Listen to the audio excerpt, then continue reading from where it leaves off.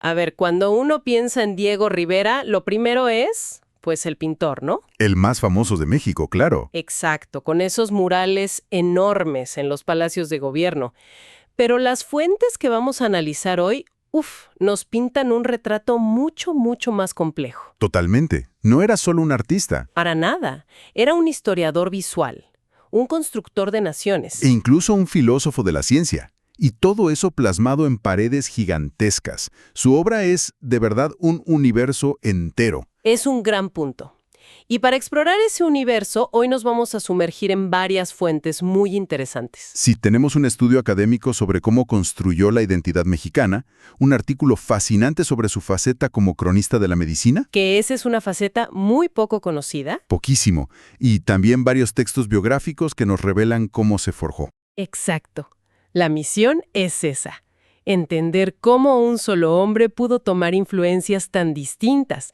No sé, la escultura azteca, los frescos del Renacimiento italiano, el cubismo de Picasso, y fusionar todo para crear un lenguaje visual nuevo y poderoso. Justo en el momento en que México más lo necesitaba. Pues venga, empecemos a desentrañar esto. ¡Venga! Para entender al gigante, creo que hay que empezar por el niño. Y según las fuentes, no era un niño cualquiera, ¿eh? Para nada. Su padre, en lugar de regañarlo por pintar en las paredes, le cubrió el cuarto con lienzos. Una anécdota increíble.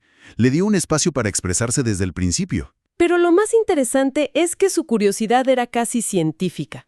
Se la pasaba leyendo libros de anatomía. Cierto, y no por morbo. No, quería entender la estructura interna de las cosas antes de dibujarlas. Y esa parece ser la semilla de todo su trabajo. Sin duda, esa necesidad de entender la estructura de todo, se conecta directamente con lo que un biógrafo llama su materialismo racional. O sea, no le bastaba con pintar lo que veía. Exacto. Quería pintar lo que entendía, el funcionamiento de las cosas. Y aquí en México, antes de irse a Europa, dos influencias lo marcaron a fuego. A ver. Por un lado, se clavó estudiando el arte prehispánico, las formas de los mayas, de los aztecas, y por otro, descubrió la obra de José Guadalupe Posada. El de las calaveras, la Catrina. El mismísimo. En Posada, Rivera vio cómo el arte popular, el que entiende todo mundo, podía ser al mismo tiempo una crítica social feroz. Ahí nace su compromiso político. Ahí entendió que su arte no podía estar en una galería. Tenía que ser público, político. Y con todo ese bagaje se va a Europa y, bueno, se sumerge en el torbellino de las vanguardias. Un torbellino total. Impresionismo, cubismo. Y se codea con Picasso. O sea, llega a la cima de la modernidad europea. Pero la pregunta es, ¿qué se trajo de todo eso? ¿No corría el riesgo de volverse un imitador? Es la pregunta clave. Y la respuesta es que vivió un conflicto interno tremendo. A ver, dominó el cubismo. Sus cuadros de esa época son magníficos, no hay duda. Ajá. Pero sentía que el estilo era como un corsé intelectual. Era demasiado frío, demasiado cerebral para la tierra, la sangre, el sol que él quería pintar. Entiendo. Una biografía lo describe perfecto. Dice que era un choque entre la expresión de su sensualidad y el altamente desarrollado intelectualismo del cubismo. Está en un callejón sin salida creativo, entonces. El cubismo no le alcanza.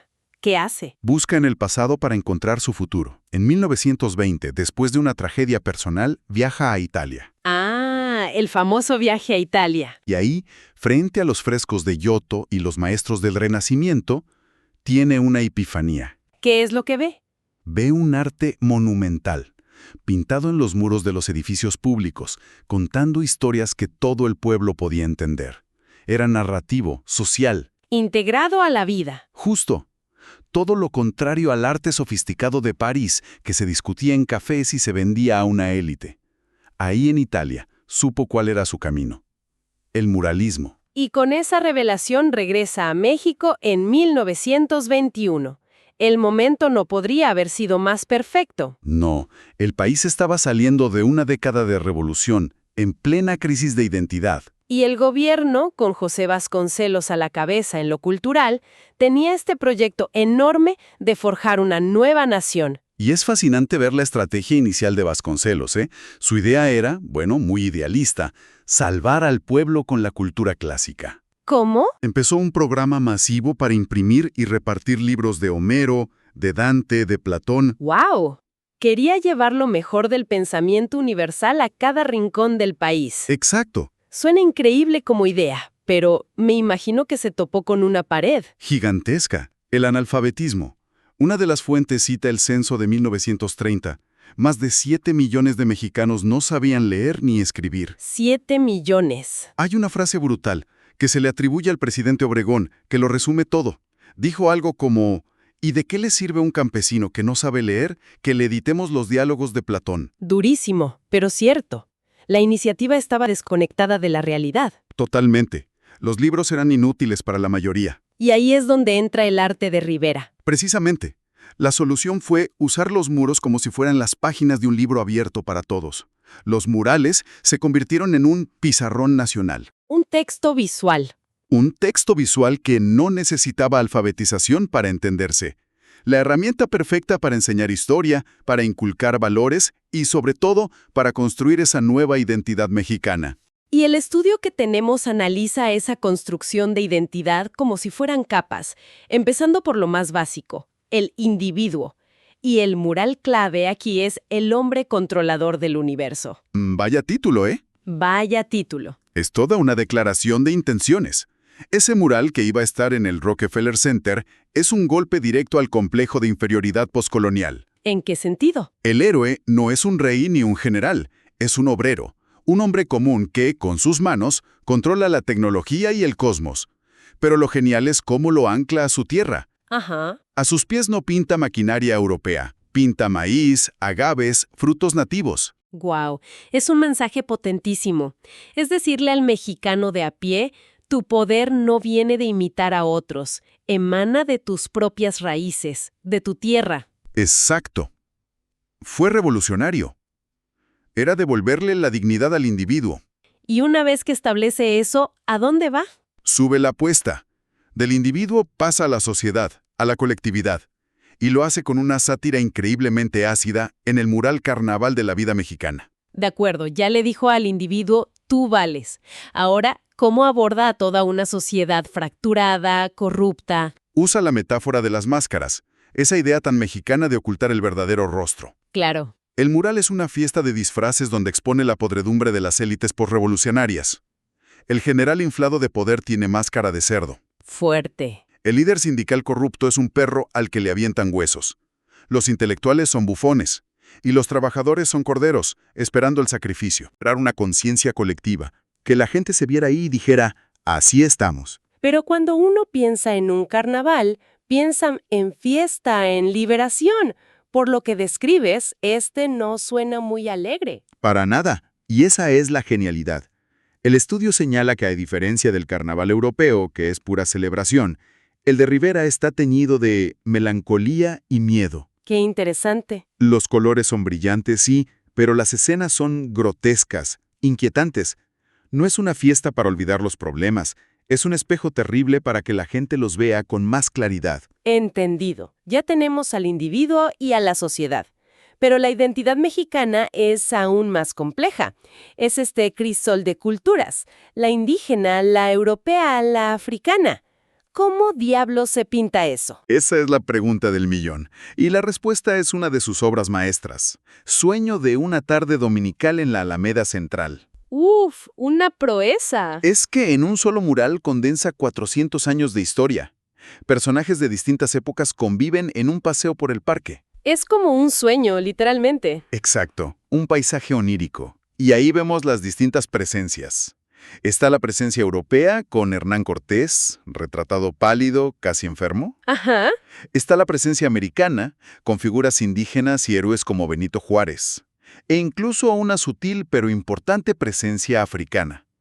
Pero los detalles simbólicos son los que amarran todo. Como el hecho de que él mismo se pinta en el centro. Sí, se pinta como un niño, gordito, con un sapo en el bolsillo, y va de la mano por un lado de Frida Kahlo, que sostiene un símbolo del yin y el yang. La fusión de opuestos. Exacto, y por el otro lado va de la mano de la Catrina, el esqueleto de Posada, que representa esa conexión tan mexicana con la muerte. La herencia prehispánica. La conclusión es brillante, entonces. Es que la identidad mexicana no es pura, no es única, es una mezcla compleja, a veces conflictiva, pero siempre dinámica. Hemos visto la identidad individual, social y cultural. Parece que ya solo le faltaba abordar la narrativa completa, la gran historia de la nación. Y eso nos lleva al Palacio Nacional. A la epopeya del pueblo mexicano. Aquí es donde Rivera se pone el traje de historiador oficial de la nueva nación. ¿Qué historia cuenta ahí? Cuenta la historia de México desde su propia perspectiva, la de la izquierda revolucionaria. Pinta un paraíso prehispánico casi idílico, luego el trauma brutal de la conquista, los siglos de opresión y, finalmente, proyecta un futuro utópico socialista, guiado por Marx. O sea, está literalmente reescribiendo la historia en los muros del poder. Y con una autoridad moral inmensa. Una de las fuentes dice algo clave. En esa época, artistas como él tenían a veces más credibilidad que los políticos. El arte como fuerza transformadora. Y este mural se grabó a fuego en el inconsciente colectivo del país. Para generaciones la historia de México es la que pintó Diego Rivera ahí. Impresionante. Y justo cuando uno cree que ya lo tiene encasillado como el artista político, el historiador, las fuentes nos arrojan una curva inesperada. Su obsesión con la ciencia y la medicina. Es una faceta que lo cambia todo. No era solo una afición, ¿eh? En el Instituto Nacional de Cardiología, pintó 2 murales titulados Historia de la Cardiología. ¿Y cómo los hizo? Con la asesoría directa del fundador, el doctor Ignacio Chávez. Son de una precisión científica asombrosa. Usa el color, por ejemplo, para diferenciar la sangre arterial en rojo brillante de la venosa en azul. Es una clase de fisiología en un muro. No me digas. ¿Y qué hay de la historia de la medicina en México? Suena aún más ambicioso. Es una fusión magistral de todos sus mundos.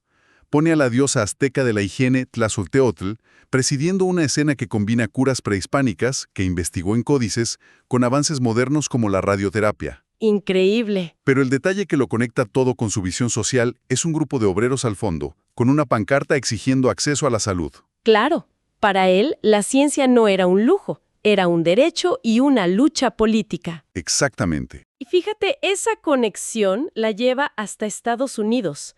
En sus murales de la industria de Detroit, que son sobre fábricas de coches, de repente mete paneles sobre vacunación y cirugía. Sí. Que a primera vista dices, ¿esto qué tiene que ver? Bueno, para él tenía todo que ver.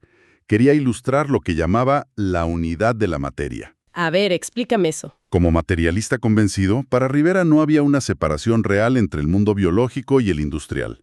La creación de un bebé y la creación de un coche eran en el fondo manifestaciones del mismo universo material. Entiendo.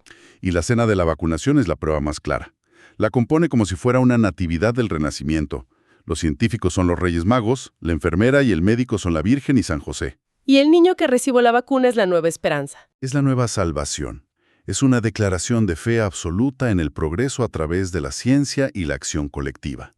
Queda clarísimo. Mirar un mural de Rivera no es solo ver una pintura. Es leer un texto de historia, un manifiesto político, una lección de ciencia. Y una declaración filosófica sobre el universo. Es todo eso a la vez. Exactamente. Logró sintetizar todo lo que aprendió en su vida. El dibujo clásico, las formas radicales de Picasso, el arte público de Italia, el conocimiento de las culturas prehispánicas, y lo puso todo al servicio de un propósito monumental. Ayudar a una nación a entenderse a sí misma. Justo en el momento más crítico de su historia. Rivera creía de verdad, fervientemente, que el arte en los espacios públicos era una herramienta esencial para... Para liberar a las masas, decía él. Justo, para darle forma a la sociedad. Eso me deja pensando, en nuestra era, donde el arte es a menudo una mercancía en una galería o una imagen que desaparece en segundos en una pantalla, ¿qué papel puede jugar hoy en la construcción de nuestras identidades colectivas? ¿Cómo sería un mural para nuestro tiempo?